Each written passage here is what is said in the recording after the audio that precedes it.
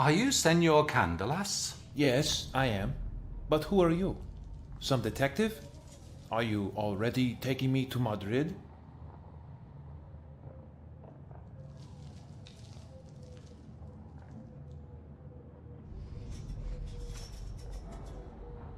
I'm from London. My name is Samuel Hunt. I'm a distant acquaintance of the late Salvador Diaz Palencia, the painter. I'm staying at his house. You know Carmen? Will you see her? Please tell her, well, don't tell her anything. I don't even know if she wants anything more from me. You have nothing to worry about. I've come to help you and Miss Diaz Palencia. However, this is not all. You must help me too. What do you want from me? First of all, more accurate information, young Candelas. I am ready to believe that you are innocent, but it is not easy to prove. Are you going to be my lawyer, Mr. Hunt? Perhaps Carmen asked you to be my lawyer? No, not quite. Believe me, it is important for me personally that you be set free soon. This is getting mysterious. Would you tell me where you know me from or what you want from me? I think you must know if I say that, in fact, I am in search of the AGON. The AGON? What? In search of the AGON? Gee! You'd be the legendary hero who comes one day according to tales to take the curse off our family? Excuse me, but what is so funny about it? I apologize. It is simply that this is not how I imagined it as a child. You know, you're not exactly what a hero looks like in a classical tale. I agree with that, Mr. Candelas, but it also seems this is not a tale at all. Just call me Francisco. I'm not worthy of the Candela's name anymore. Don't talk like this. But I'm not. But this is not so important now. It is more important that I have here before me the man who brings my ancestors' legend alive, and the hero who will bring freedom one day. Well, you would need that at the moment, Francisco. Yes, it's true. Because if you don't get me out of here in a short time, I will never teach you the curse of Albuquerque.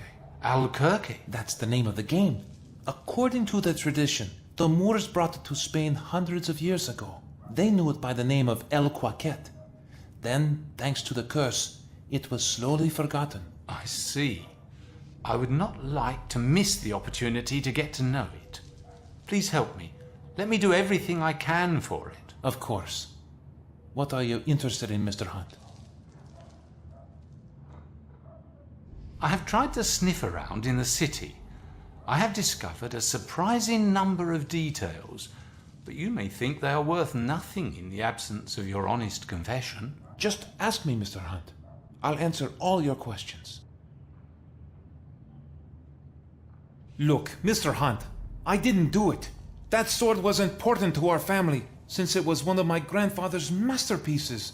But one day my father gave it to Alonso Garcia de la Rica as a present. Perhaps the reasons he gave it to him will never be discovered. Because I'm sure my father did not act of his own accord. I did not see the beautiful weapon for a long time because it was my father who was at Mr. Alonso's beck and call until he died. Then of course I came. I basically worked for him for a few alms. Small maintenance, blacksmith jobs were my tasks, quite a lot lately. It was strange to see the sword again. Yes, it is true that I did adore it. The old lord of the castle may have seen it, but also Hugo the butler. There's nothing about it. One day, I also noticed that my grandfather made a mistake in the family coat of arms. Maybe that is why he never sold the sword. True, this mistake with the child's head had never occurred to me before, but of course, I didn't call the new owner's attention to it. And then I don't know more. Suddenly, there was this riollo stumping at the door of our house. Mr. Alonso was with him and that playboy, Eugenio. They arrested me. They questioned me. Then they simply locked me up. And now, nobody asks anything. It is interesting to hear what you are saying, Francisco, but I must admit it doesn't help much. In whose interest could it have been? Who could have stolen the sword? Mr. Alonso had just asked me to prepare the bars on the front windows of the palace. There are bars only protecting the back wall and the rooms on the ground floor. Anyone could break into that house and take the sword. Unfortunately, I don't know if something else was also taken at the same time, but any one of his acquaintances could have done it. There was an old general who never missed a chance to praise my grandfather's work. Since he was deaf, he spoke rather loudly. I myself could clearly hear that he offered almost a fortune. But then there is that cursed Arriaga, the dealer who was a regular visitor in the palace. Or Hugo, the butler. Maybe he is not afraid to lose his job. I have also wondered if perhaps Eugenio or the master himself planned a way to remove me as an obstacle to Carmen. I don't know. There is no way I can know. Yes, I am aware of these reasons. Miss Diaz Palencia told me about everything. She loves you deeply, Francisco. I know. And she can be certain that I love her too. Please tell her that I think of her very often. Will you be seeing her? Of course. She was so kind as to host me. I am staying in the late painter's room. Perfect. Perhaps this way there is someone to look after her. Will you be so kind, Mr. Hunt? You can count on me, Francisco. Look, I cannot give you an unbiased opinion of that man. The two families have not even been talking for years, so we cannot talk about the family in Arriaga's case. He is not married, has no children. He has 2 apprentices, some maids, and strange visitors. As you must know, we live across from his house. My room window overlooks the shop. I have witnessed several times rich clients incognito and shady characters creeping into his place late at night or at midnight. Who knows what he deals in? Do you think an art dealer can be involved in the theft of the work of art? No, I haven't thought of that, but it is absolutely possible. But since I've been sitting here behind the bars, there is no one to watch what happens at the shop. Unless you could do it, or ask my mother to watch. Well, I'd be glad to watch that man, but I believe your mother would be the better candidate. Yes, perhaps you are right. If you get me a pencil and paper, I'll write her a letter. You know, the friendship between the two families was perhaps made in heaven. Even our fathers loved each other like 2 brothers. True, Salvador lived in England for a long time, but I forgive him this, since otherwise he could not have returned with such an angel, Carmen. We were raised together. We came to know the world together. Our sole fortune is that we are not real siblings because we are free to be lovers. Although this love is burdened with a curse that is heavier than that of the AGON. Recently a rival appeared, none other than the young Eugenio. His only weapon is a piece of paper that Carmen's father signed and in which he gives me 2 months of life. Because in 2 months, Carmen will be 21 years old and she will have to marry Mr. Alonso's son. And I will surely kill him. And then myself. I love to listen to his stories, in which either he or someone he knew was the hero. He knew everything, always had something on his mind. He also taught me how to play the trumpet when I was a child, but unfortunately I have no ear for music, Mr. Hunt. However, I was better at painting and drawing than Carmen, even though she has a skillful hand too. Take a look at her embroidery. Salvador was like an uncle to me. I was deeply upset when he died. My mother is the most loving mother in the world. She served her family, husband, and children all her life. I think myself ungrateful that I leave her alone just when she would need my help. This is not what she deserves. My father was always hard on me, but I loved him very much. In the beginning, he was a real slave driver in the workshop, but as I grew up, he changed in my eyes. He became my role model as I began to understand what a treasure rests in his hands, and that he was preparing to hand it all over to me, his son. He only told me about the legend of the AGON once he saw that I had changed. The butler? It's impossible for me to get a sense of him. Always reserved, a cold man. Mr. Alonso is satisfied with him, and that is what counts. Did you know that he is also the gardener in the palace? It was a pleasant surprise to me. A villain. He calls himself a policeman, but he is only a puppet moved by money and ulterior motives. He took the words of the aristocrats like holy scripture. Perhaps if he had been more impartial, I would have had better chances. He considers the case closed, despite the fact that there isn't a single bit of evidence against me.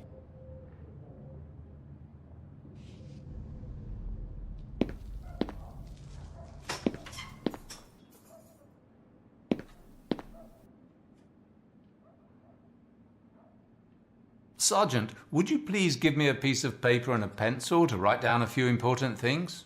Important things that the blacksmith has told you? Impossible. But there are only a few small things. I would be grateful. Oh, really? Oh, that corrupt nature of his. Now I have to find him a cigar somewhere.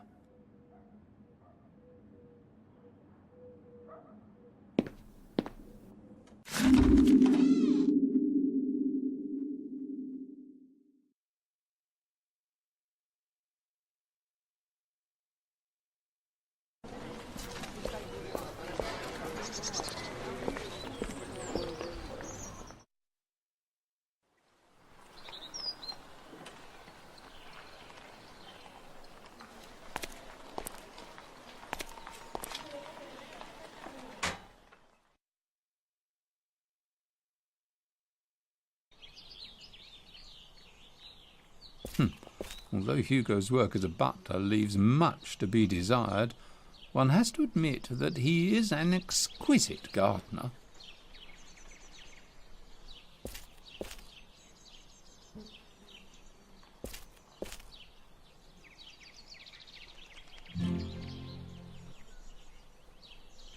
Hugo, I'm sure you can help me. I need a good cigar. I bet it's Rayolos. You bet. Wait, Professor. I'll bring you one. You know the best South American brands are lying around in there unwatched.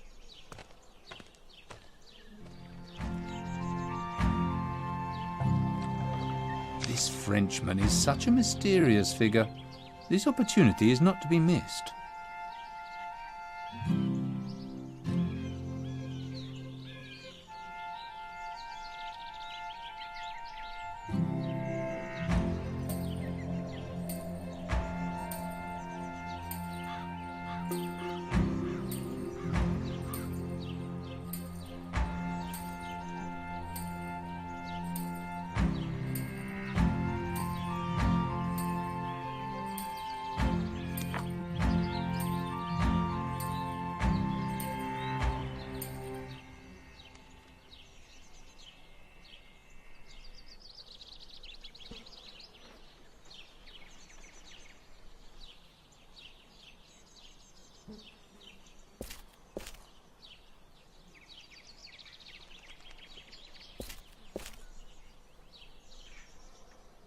Look, Professor, this is an excellent cigar from Cuba. With this, you'll get almost anything you want from that policeman. Thank you, Hugo. I knew I could count on you. Goodbye. Goodbye, sir.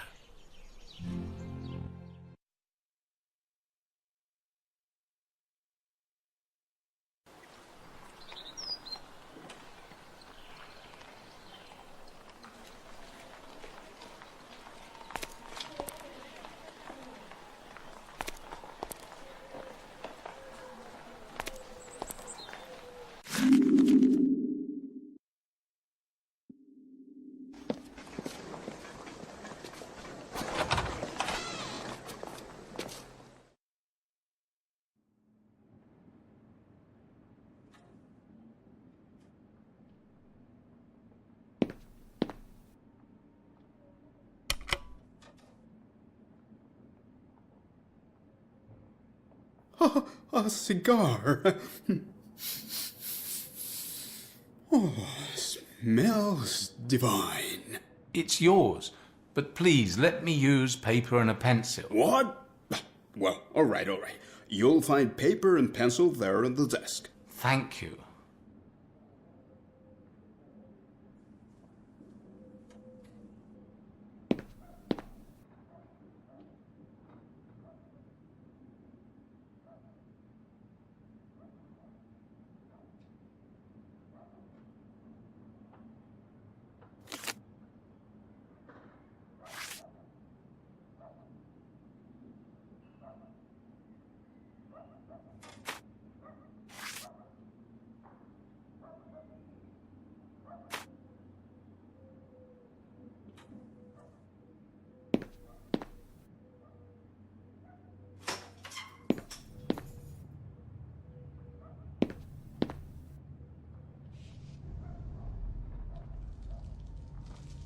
Thank you.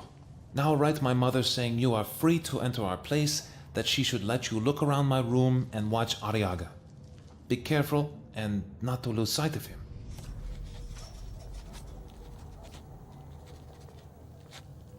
Done.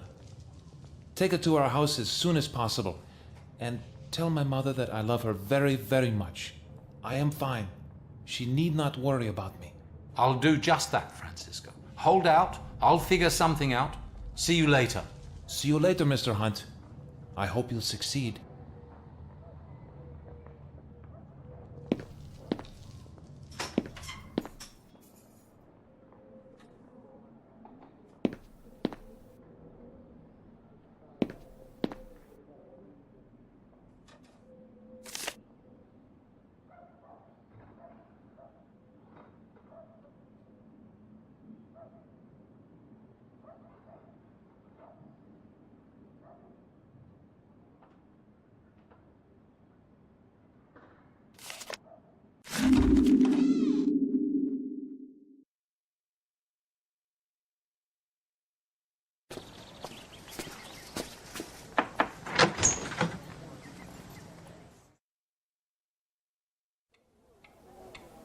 Good afternoon, madam. Good afternoon, Professor. Any news of my son?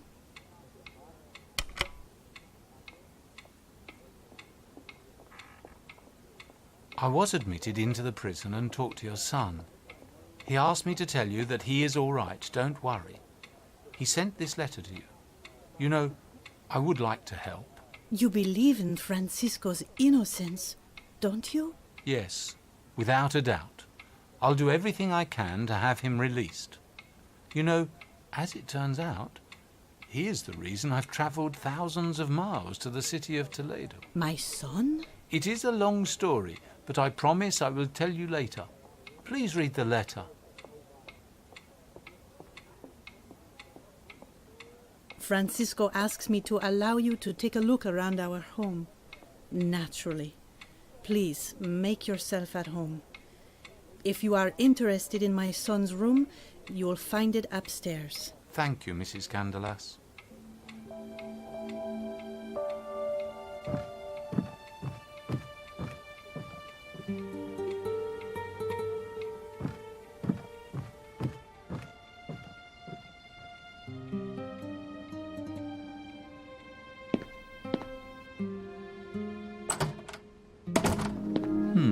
Young Candelas's room doesn't disappoint me. Really, a perfect place for someone who wants to watch the art dealer living opposite.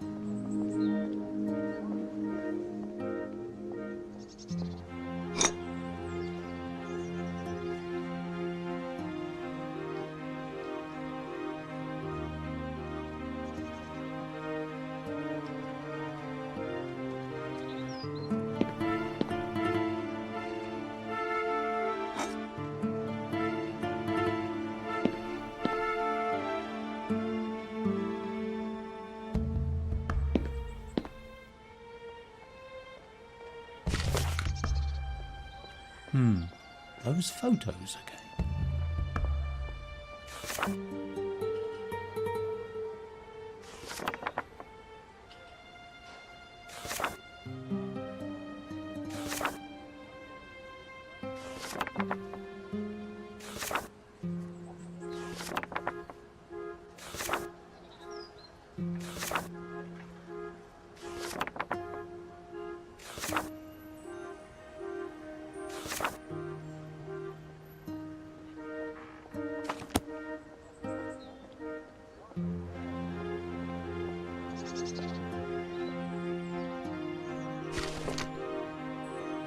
An almanac, the yearly folk science.